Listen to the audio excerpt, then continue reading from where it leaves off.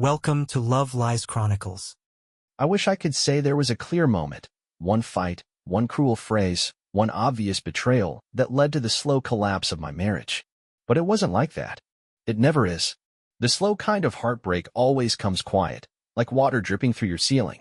You only notice the damage when it caves in. We've been married almost 7 years. No kids, not by accident or infertility, just mutual choice. We were both career-driven, reasonably fit, emotionally intelligent adults who thought we'd outsmart the pitfalls of modern marriage. Date nights, joint vacations, shared goals. I genuinely believed we were doing well, or at least surviving the kind of routine most long-term couples fell into. But then, somewhere between her newest promotion and the pandemic lifting, the intimacy started drying up. At first, it was subtle. She'd be too tired after work, or I'd get brushed off with a quick, "Not tonight, babe," and a kiss on the forehead. No big deal. We all have cycles. But weeks turned into months. We weren't touching anymore. Not even casually. Not the kind of love you touch on the back as you pass in the kitchen. No thigh squeeze in the car. Just cold air and polite distance. I brought it up one night. Just the two of us, drinking wine on the patio. I asked gently if everything was okay. She swirled her glass and smiled like I was overthinking. "We're just evolving," she said. "Not every relationship has to be physical forever. We're better without intimacy. It removes the pressure. Better without intimacy." The words echoed inside me for days after that. It wasn't anger I felt at first. It was guilt. I thought, maybe I'm the one who's not enough. Maybe she's touched out. Maybe she's going through something she doesn't even fully understand. So I tried to help. I initiated open conversations. I researched therapists. I even scheduled a couples session with a woman a friend recommended. She canceled it. Twice. Claimed her work schedule was too intense. I started waking up in the middle of the night with this crushing weight in my chest, not from loneliness, but confusion. The woman I'd built a home with was in the same bed, but it felt like I was sleeping next to a stranger with my wife's face. We talked about the news, groceries, her mother's shoulder surgery. But anytime I brought up us, she either rolled her eyes or changed the subject. Eventually, I stopped bringing it up. What stung most wasn't the lack of sex. It was that the silence had become normal. She was kind, still. Smiled at my jokes. Made me coffee if she got up first. But there was no closeness, no spark, and no effort to find it again. Then, about a month after our 6-year anniversary, which we celebrated with a polite dinner and separate showers, something changed. Not in me. In her. She seemed content. Almost too content. She stayed out longer after work, saying the office was picking up. Started wearing lipstick again. Bought new gym leggings. She started going to this Pilates studio downtown at 6 a.m. sharp, even though she used to mock those kinds of people. "I just need to feel good in my own body again," she said. I told her I supported that. Of course I did. Who doesn't want their spouse to feel good about themselves? But there was this moment, this small, cruel moment, where we crossed paths in the hallway one morning, both heading for coffee, and I reached out to tuck her hair behind her ear. Something I'd done 100 times before. She flinched. Not violently. Not dramatically. Just slightly. Like someone dodging a mosquito. Then she forced a smile and muttered, "Sorry, I'm just on edge." But that's when it hit me. We hadn't been us for a long time. And I wasn't the one holding back anymore. I was just the one still hoping for a comeback. I tried one last time. Set her down and asked her, point blank, if this was what she wanted. A marriage without connection, without affection. Was this really what she believed was best? She didn't hesitate. "Yes," she said. "I think the pressure to perform, to always be on for each other, that's toxic. I feel free now. I can just be myself." "Without touching?" I asked. "Without needing to," she replied. "Some people just outgrow that part." I'm finally at peace. And that's when something inside me shifted. Because what she called peace, I recognized as absence. She wasn't fighting for us anymore. She was settling for whatever hollow shell we had left. And expecting me to settle, too. So I did what I always do when something breaks in my life. I got quiet. And I started planning. After that conversation, everything looked the same on the outside. But it wasn't. We still had coffee in the mornings. Still shared takeout on Fridays. Still watched that ridiculous cooking competition show she liked. But I stopped trying. No more light touches. No more subtle invitations. I gave her what she said she wanted, a marriage without intimacy. And for a while, she seemed relieved. She started waking up earlier than me most mornings. I'd hear the water running in the bathroom before the sun was even up. When she thought I was still asleep, she'd hum to herself. Sometimes I'd crack when I opened and see her standing at the mirror in her new leggings, applying mascara like she had somewhere important to be at 6:30 in the morning. She never did that when we had intimacy. Back then, I was the one she dressed for. Now, it was like she was playing the part of a woman who had a secret she wasn't ready to admit, even to herself. I tried to tell myself I was being paranoid, that this was what healing looked like for her, that people rediscover themselves in strange ways. But that part of my brain, the one that always notices patterns, kept tugging at threads. Like how she suddenly started locking her phone, or how she flipped it face down when we were eating, or how she laughed at texts that came in late at night and said, "Oh, it's just Maya from Pilates," even though I'd never heard of a Maya before. That's when I remembered something from a few months back. She'd been venting about a friend of hers, someone who went through a divorce after cheating on her husband. She was furious at the friend, disgusted even. Said things like, "If you're done, be done. Don't use someone as emotional scaffolding until you can escape." It stuck with me, because now she seemed to be doing just that. One night, I broke my own rule and checked our shared Google Calendar. She used to update everything there: work calls, dinner plans, gym classes. She was meticulous. That night, though, the calendar was blank. I'm not proud of what I did next, but I felt like I was walking through a dark house with no lights on, and I needed to find a switch. So I dug deeper. Quietly. I didn't have access to her phone, but I did have access to the shared home Wi-Fi router. I checked device logs. Nothing crazy, just her phone, her laptop, and one device I didn't recognize. An iPad that hadn't been there a month ago. Odd. I waited a few days before asking casually if her company had given her new tech for work. She paused, just for a second, and then nodded. Yeah, a tablet for travel scheduling. Boring stuff. Except she never traveled. At least, not that I knew of. Things started spiraling in my head. What if this wasn't just detachment? What if she had already replaced what she said we didn't need? And what if I was still here, still faithful, still hopeful, looking like a damn fool while she crafted her own version of freedom behind my back? I tried one more time to confront it head on, hoping I was wrong. "You ever feel like we're not talking anymore?" I asked her while we folded laundry side by side. She shrugged. "We've said everything already. Now we just live it." I didn't reply. Just folded her black dress shirt, the one she never wore for me but suddenly wore to work once a week. It felt like a marriage built on scripts. We knew our lines, hit our marks, kept the stage lights dim just enough to fool the audience. But I'd started peeking behind the curtain. The final nudge came from someone I never expected, her sister, of all people. We hadn't spoken much over the years. I always got the impression she thought I was too boring or too polite or just generally unremarkable. But one night, after I posted a photo of a solo hike on my socials, she messaged me. "Nice view. You're looking different lately. You okay?" I replied with a neutral, "Just getting fresh air." Then she said, "You know, I've been trying to stay out of it. But it's not okay what she's doing. Just, don't let her play you." I stared at the message for a full minute. What she's doing. Not how she's acting. Not what she's going through. What she's doing. I didn't respond. I didn't ask for details. Because something told me she already said more than she meant to. So I made a decision right there. No fights. No confrontation. No tears. Just a quiet severing of the rope that tethered me to a woman who had already let go. If she wanted to live in a marriage without intimacy, she could have it. She just wouldn't have me in it. I think the worst part about catching someone in a betrayal isn't the betrayal itself. It's realizing just how long they've been pretending. How many smiles were fake? How many late nights were lies? How many times they kissed you goodbye already, just without the courtesy of letting you know? After her sister's message, I didn't react. I didn't confront. I did what quiet men like me do best. I listened. I watched. I waited. I started noticing patterns I'd ignored before.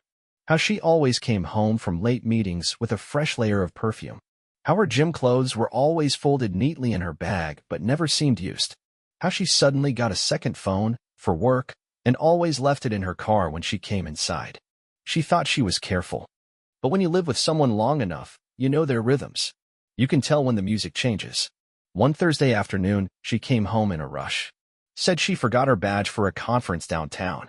She was flustered, hair a little tousled, cheeks flushed. I handed her the badge and kissed her on the cheek. Her skin smelled faintly of aftershave. Not mine. That night, she fell asleep fast, breathing slow and peaceful. Like her conscience was clear.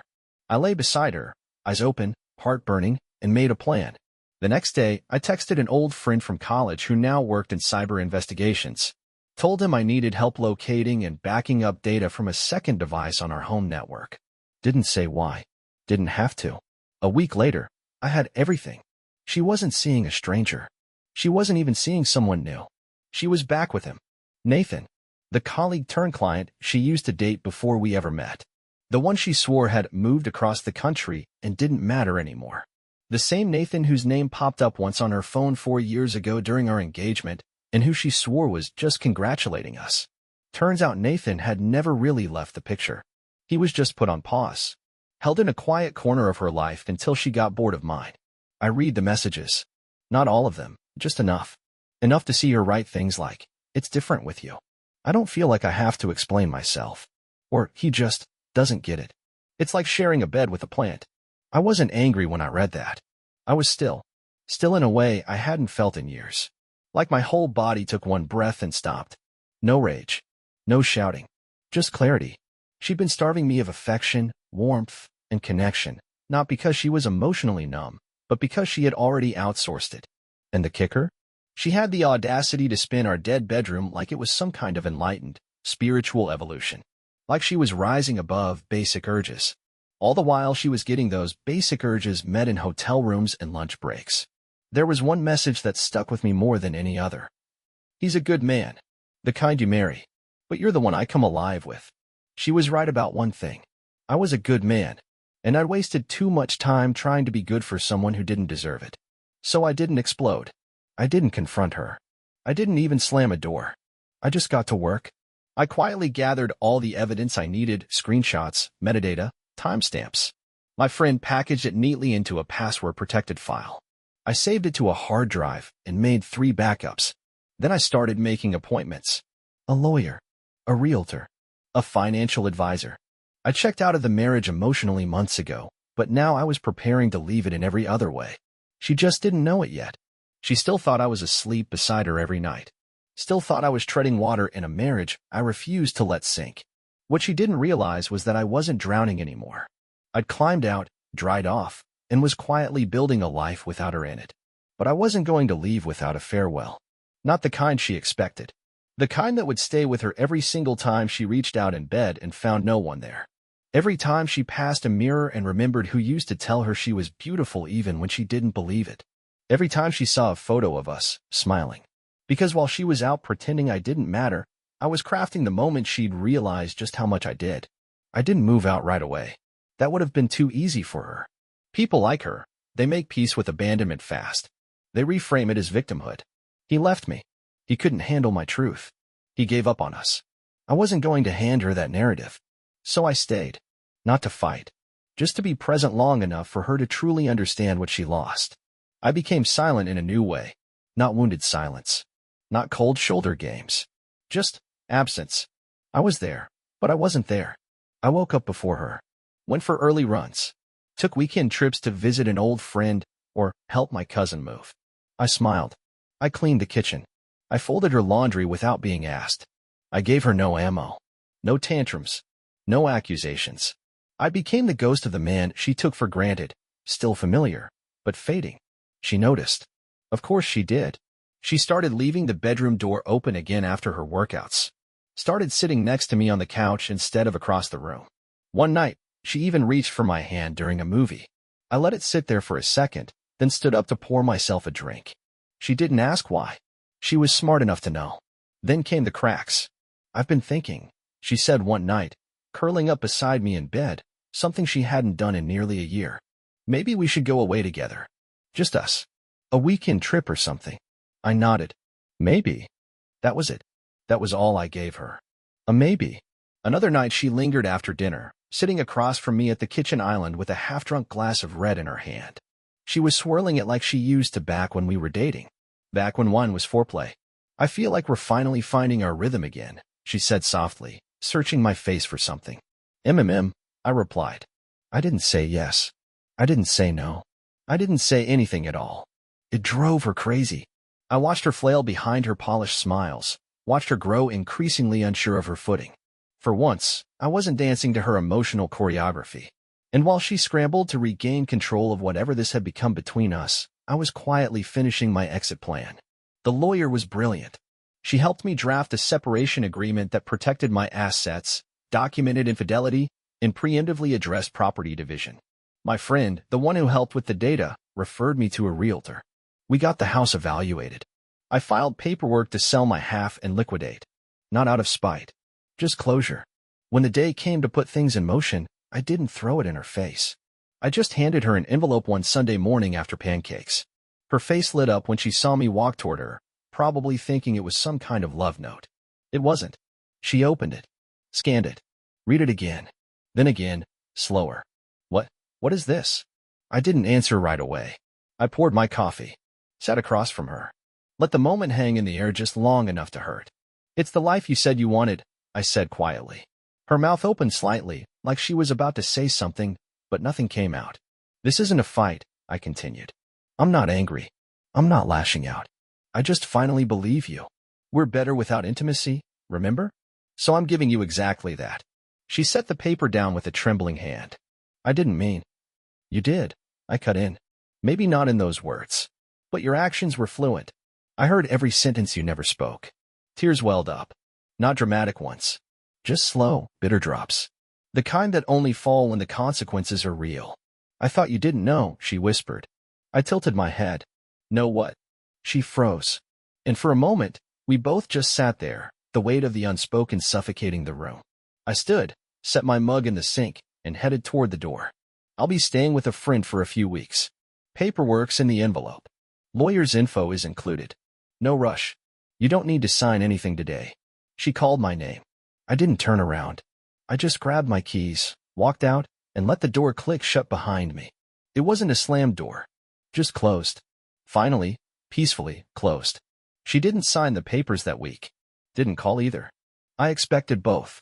Instead, I got silence. A weird kind of standoff, her trying to figure out if this was real, if I was bluffing, or just needed time to cool off. She didn't understand that I wasn't mad. I wasn't emotional. I was done. I stayed with an old friend from college. Quiet apartment, clean routines, no drama. I started sleeping better. I'd forgotten how deeply a person could sleep when they weren't waiting for affection that never came. Every morning, I ran longer. Every evening, I cooked. Read books I hadn't touched in years. I picked up the guitar again, my fingers awkward on the frets at first, then steady, then confident. Music filled the corners of a space that used to echo with her absence. She texted twice that first week. Can we talk? Then 2 days later. I'm not ready to give up. Please. I didn't respond. Not because I was punishing her. I just didn't owe her any more clarity than she gave me when she chose someone else while I slept next to her every night. By the third week, I got a call from her sister. The same sister who'd sent that cryptic message weeks before. She's losing it, she said. She's been showing up to family dinners crying. Says she made a mistake. Says she wants to fix it. I just listened. She said you always loved her more than she deserved. And now she knows it. Maybe she always knew. I thanked her and hung up. The next night, I got a knock at my friend's place. It was her. No makeup. Just a hoodie and jeans. Her face was pale, puffy from tears, like she hadn't slept in days. She looked up at me like she'd been rehearsing what to say the entire drive over. I don't even know where to start, she said. Then don't, I replied gently. She tried to laugh, but it cracked halfway through. You always had a way of making silence sound like a sentence. I stepped outside and closed the door behind me. We stood on the landing under the yellow light of the porch lamp. I miss you, she said. I miss us. I nodded. I believe that. I wasn't thinking clearly. I thought I needed something else to feel alive. You did, I said. And now you get to live with that choice. She swallowed. It wasn't real. With him. Doesn't matter. It was real enough to destroy what we had. She looked at me, eyes pleading. Don't you miss me? Don't you miss this? I let that sit for a second before answering. I miss who you were. And I miss who I was when I loved you. But whatever this is now. No, I don't miss this. Tears streamed down her cheeks. She reached out for my hand, and this time I didn't flinch. I just didn't give it to her. You said we were better without intimacy. I said, voice calm. Turns out, we're better without the illusion of love too. I stepped back. She stood frozen, The weight of everything she threw away suddenly too heavy to carry. "Take care of yourself," I said. And then I went inside. She didn't knock again. Weeks passed. The house sold faster than expected. The divorce was clean, signed, filed, finalized. I heard through her sister that Nathan ghosted her after she admitted she'd been married the whole time. Apparently, he wasn't looking for complications. Ironic. She tried to reach out again after that. Email, voicemail, even an old-school letter. I didn't respond. Some people need closure. Others need silence to learn what they lost. I'm not bitter. I don't hate her.